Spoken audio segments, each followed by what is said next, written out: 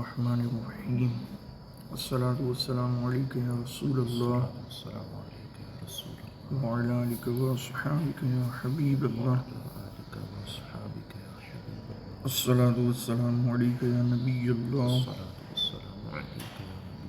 وعلی آلک واصحابک یا نور اللہ نویت سنت الاعتکاف۔ فرمان مصطفیٰ صلی اللہ تعالی علیہ وآلہ وسلم، تم جہاں بھی ہو مجھ پر درود پڑھو کہ تمہارا درود مجھ تک پہنچتا ہے۔ صلو علی الحبیب صلی اللہ تعالی علی محمد وعلی آلہ وصحبہ وبارک وسلم۔ پارہ نمبر 19 سورۃ الفرقان کا درس جاری تھا، جہاں تک پڑھا وہیں سے شروع کریں گے۔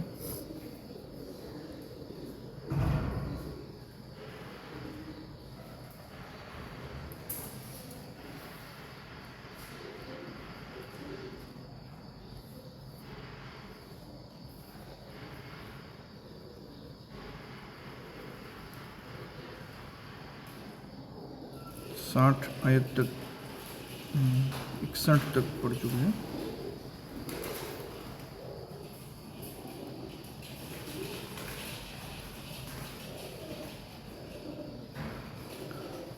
آیت نمبر 62 سے درس سنیں گے۔ بسم اللہ الرحمن الرحیم۔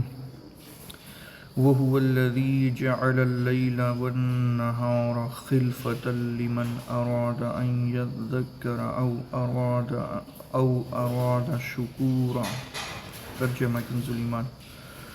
اور وہی ہے جس نے رات اور دن کی بدلی رکھی، اس کے لیے جو دھیان کرنا چاہے یا شکر کا ارادہ کرے۔ اس آیت کی ایک تفسیر یہ ہے کہ معبود وہی ہے جس نے رات اور دن کو ایک دوسرے کے پیچھے آنے والا بنایا کہ ان میں سے ایک کے بعد دوسرا آتا اور اس کا قائم مقام ہوتا ہے، تاکہ جس کا عمل رات یا دن میں سے کسی ایک میں قضا ہو جائے تو وہ دوسرے میں ادا کر دے۔ یہ رات اور دن کا ایک دوسرے کے بعد آنا اور قائم مقام ہونا اللہ تعالیٰ کی قدرت اور حکمت کی دلیل ہے۔ دوسری تفسیر یہ ہے کہ اللہ عز و جل وہی ہے جس نے رات اور دن میں ایسا نظام قائم فرمایا کہ جب رات آتی ہے تو دن چلا جاتا ہے اور دن آتا ہے تو رات چلی جاتی ہے، اور اس نے کوئی دن ایسا نہیں بنایا جس کے لیے رات نہ ہو، اور کوئی رات ایسی نہیں بنائی جس کے لیے دن نہ ہو، تاکہ لوگوں کو سالوں کی گنتی معلوم رہے اور انہیں وہ وقت معلوم ہو جس میں وہ کاروبار وغیرہ کے لیے نکلنا ہے، اور وہ وقت بھی معلوم ہو جس میں انہیں راحت و آرام کرنا ہے۔ اور یہ عظیم الشان نظام اللہ تعالیٰ کی قدرت و حکمت کے کمال کی دلیل ہے کہ اللہ تعالیٰ کا بنایا ہوا ایسا نظام، ایسی سسٹم تو کبھی فیل نہیں ہوتی، کبھی اس میں کوئی خامی پیدا نہیں ہوتی، ایرر نہیں آتی کہ آج کچھ گڑبڑ ہو گئی ہے کہ رات کے بعد دن نہ نکلا، دن کے بعد رات نہ آئی، یا دن کے بعد دوسرا دن ہو گیا ڈائریکٹ۔ تو اس میں کبھی بھی کوئی خامی نہیں آتی، کبھی بھی اس میں کوئی جو ہے وہ آپریٹنگ میں کوئی غلطی نہیں ہوتی، کیونکہ غلطی کا امکان وہاں ہے جہاں انسان کا بنایا ہوا نظام ہو، وہاں کچھ فالٹ پیدا ہو سکتا ہے۔ اللہ تعالیٰ کی قدرت کے جو ہے وہ تحت جو بھی چیز ہو رہی ہے، اور اللہ تعالیٰ نے جس چیز کو جس کام میں لگا دیا اس سے وہ کبھی جو ہے وہ روگردانی نہیں کر سکتے۔ تو دن اور رات کو، سورج چاند کو اللہ تعالیٰ نے جن کاموں پر لگا دیا تو وہ قیامت تک برسوں سے نظام چل رہا ہے اور قیامت تک چلتا رہے گا، کبھی اس میں کوئی خامی واقع نہیں ہوگی۔ کیا یہی اللہ کی قدرت کی نشانیوں میں سے ایک بڑی نشانی نہیں عقل مند کے لیے؟ اس کے لیے لمن اراد ان یذکر، کہ جو دھیان کرنا چاہے، جو نصیحت لینا چاہے یا جو اللہ کا شکر ادا کرنا چاہے، تو اس کے لیے رات اور دن کا نظام خود ایک بہت بڑی نشانی ہے اللہ کی قدرت کی۔ یعنی رات اور دن کی تبدیلی اور ان کا ایک دوسرے کے قائم مقام ہونے میں اس شخص کے لیے اللہ تعالیٰ کی قدرت و حکمت پر نشانی موجود ہے، جو اللہ تعالیٰ کی نعمتوں اور اس کی بنائی ہوئی چیزوں میں غور و فکر کر کے نصیحت حاصل کرنا چاہتا ہے۔ جب وہ ان میں غور و فکر کرے گا تو اسے معلوم ہو جائے گا کہ ان چیزوں کو پیدا کرنے اور ایسے بہترین نظام کو قائم کرنے کے لیے کوئی ایک ایسی ہستی ہونا ضروری ہے جو مکمل قدرت رکھتی ہو، کامل حکمت والی ہو، واجب بالذات ہو اور بندوں پر رحیم و مہربان ہو۔ اسی طرح ان میں سے اس شخص ان میں رات و دن کی تبدیلیوں میں اس شخص کے لیے بھی اللہ تعالیٰ کی قدرت و حکمت کی نشانی موجود ہے، جو اللہ تعالیٰ کی اطاعت و فرما برداری کر کے رات اور دن میں موجود اللہ تعالیٰ کی نعمتوں کا شکر ادا کرنا چاہتا ہے۔ تو اللہ کی قدرت کی نشانیاں تو بے شمار ہے، لیکن اس سے فائدہ وہی اٹھائے گا جو نصیحت حاصل کرنا چاہے گا اور اللہ کا شکر گزار بننا چاہے گا۔ وَعِبَادُ الرَّحْمَنِ الَّذِينَ يَمْشُونَ عَلَى الْأَرْضِ هَوْنًا وَإِذَا خَاطَبَهُمُ الْجَاهِلُونَ قَالُوا سَلَامًا، اور رحمان کے وہ بندے کہ زمین پر آہستہ چلتے ہیں اور جب جاہل ان سے بات کرتے ہیں تو کہتے ہیں بس سلام۔ اس سے پہلی آیت میں کفار و منافقین کے احوال اور ان کا انجام ذکر ہوا۔ اب یہاں سے کامل مومنین کے تقریباً 12 اوصاف بیان کیے گئے ہیں۔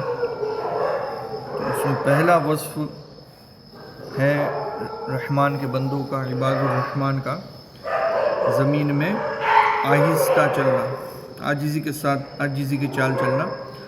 دوسرے 12 اوصاف جو آگے آنے والے آیتوں میں بیان ہوں گے وہ کون کون سے؟ اسی آیت میں جو کہ 2 وصف، ایک تو ہے عاجزی سے چلتے، دوسرا ہے جب جاہل ان سے بات کرتے ہیں تو کہتے ہیں بس سلام، جاہلوں سے الجھتے نہیں ہیں۔ نمبر 3، وہ اپنے رب عز و جل کے لیے سجدے اور قیام کی حالت میں رات گزارتے ہیں، رات کو عبادت کرنے والے ہوتے ہیں، غفلت میں نہیں گزارتے۔ نمبر 4، جہنم کا عذاب پھر جانے کی اللہ تعالیٰ سے دعائیں کرتے ہیں، عبادت کر کے بھی اللہ کے عذاب سے ڈرتے ہیں اور جہنم سے بچنے کی دعا کرتے ہیں۔ نمبر 5، اعتدال سے خرچ کرتے ہیں، اس میں نہ حد سے بڑھتے ہیں نہ تنگی کرتے ہیں۔ نمبر 6، اللہ عز و جل کے ساتھ کسی دوسرے معبود کی عبادت نہیں کرتے۔ نمبر 7، جس جان کو ناحق قتل کرنا اللہ تعالیٰ نے حرام فرمایا اس کو قتل نہیں کرتے۔ نمبر 8، بدکاری نہیں کرتے۔ 9، جھوٹی گواہی نہیں دیتے۔ 10، جب کسی بیہودہ بات کے پاس سے گزرتے ہیں تو اپنی عزت سنبھالتے ہوئے گزر جاتے ہیں۔ نمبر 11، جب انہیں ان کے رب عز و جل کی آیتوں کے ساتھ نصیحت کی جاتی ہے تو ان پر بہرے اندھے ہو کر نہیں گرتے۔ نمبر 12، وہ یوں دعا کرتے ہیں کہ ہمارے رب عز و جل ہماری بیویوں اور ہماری اولاد سے ہمیں آنکھوں کی ٹھنڈک عطا فرما اور ہمیں پرہیزگاروں کا پیشوا بنا۔ تو یہ ایک پورا بیان ہے، اس میں مطلب 12 اوصاف ایمان والوں کے بیان کیے گئے ہیں ان آیتوں میں، جو ہم آگے آنے والے درس میں بھی سنیں گے۔ تو آج یہ آیت جو ہم نے پڑھی اس میں 2 وصف ہیں، اس کی تفصیل سنیے۔ بیان ہوا کہ کامل ایمان والوں کا اپنے نفس کے ساتھ معاملہ یہ ہوتا ہے کہ وہ لوگ اطمینان اور وقار کے ساتھ عاجزانہ شان سے زمین پر آہستہ چلتے ہیں، متکبرانہ طریقے پر جوتے کھٹکھٹاتے، پاؤں زور سے مارتے اور اتراتے ہوئے نہیں چلتے، کہ یہ متکبرین کی شان ہے اور شریعت نے اس سے منع فرمایا۔ چنانچہ ارشاد باری تعالیٰ ہے اور جگہ پر قرآن پاک میں ہے، اور کتنی پیاری ہمارے دین کا نظام و تعلیمات و شریعت ہے کہ چلنا کس طرح، یہ بھی ہمیں خود قرآن پاک میں سکھایا گیا ہے۔ سورہ بنی اسرائیل میں ہے وَلَا تَمْشِ فِي الْأَرْضِ مَرَحًا إِنَّكَ لَن تَخْرِقَ الْأَرْضَ وَلَن تَبْلُغَ الْجِبَالَ طُولًا، اور زمین میں اتراتے ہوئے نہ چل، بے شک تو ہرگز نہ زمین کو پھاڑ دے گا اور نہ ہرگز بلندی میں پہاڑوں کو پہنچ جائے گا۔ یعنی اس کا کوئی فائدہ ہی نہیں اترا کر چلنے کا، کہ تو جو ہے وہ رہے گا، اترا کر چلنے سے کوئی بڑھ نہیں جائے گا۔ مطلب اس آیت سے معلوم ہوا کہ مومن کو آہستہ، سکون و اطمینان اور وقار کے ساتھ چلنا چاہیے۔ احادیث میں بھی اس کی ترغیب موجود ہے، چنانچہ یہاں پر 3 حدیث ملاحظہ ہو۔ نمبر 1، حضرت عبداللہ بن عباس رضی اللہ عنہ سے روایت رسول کریم صلی اللہ تعالیٰ علیہ وآلہ وسلم نے ارشاد فرمایا کہ تمہارے لیے سکون سے چلنا ضروری ہے، کیونکہ دوڑنے میں کوئی نیکی نہیں ہے، یہاں تک کہ نماز کی جماعت بھی جاتی ہو تو بھی دوڑنے کی اجازت نہیں ہے۔ نمبر 2، حضرت ابو ہریرہ رضی اللہ عنہ سے روایت ہے، نبی کریم صلی اللہ علیہ وسلم نے ارشاد فرمایا کہ تیز چلنا ایمان والوں کی ہیبت ختم کر دیتا ہے۔ اتنا پیارا ہمارا دین ہے کہ سب بتایا اور اس کی حکمت بھی بتائی، صرف یہ نہیں کہا کہ بس آہستہ چلو، اور کتنی مطلب کہ سمجھ میں آنے والی لوجیکل باتیں۔ مسلمانوں کو آج بڑی بڑی چیزیں دین کی عقیدت تک نہیں معلوم، یہاں پر تو چلنے کا بھی طریقہ سکھایا ہے، اور نہ اس کو کوئی بیان کیا جاتا ہے، نہ اس کو سمجھایا جاتا ہے کہ بھائی یہ چل رہا ہے۔ مسلمان اکثر کو بیچارہ پتہ ہی نہیں ہوگا کہ یہ بھی ہمارے دین میں تعلیمات ہیں۔ نمبر 3، حضرت انس رضی اللہ عنہ سے روایت ہے، حضور اقدس صلی اللہ تعالیٰ علیہ وآلہ وسلم نے ارشاد فرمایا کہ تیز چلنا چہرے کے حسن کو ختم کر دیتا ہے۔ اللہ تعالیٰ تمام مسلمانوں کو اس طرح چلنے کی توفیق عطا فرمائے جو شریعت کا پسندیدہ طریقہ ہے، اور اس طرح چلنے سے محفوظ فرمائے جسے شریعت نے منع کیا اور اسے ناپسند فرمایا ہے، آمین۔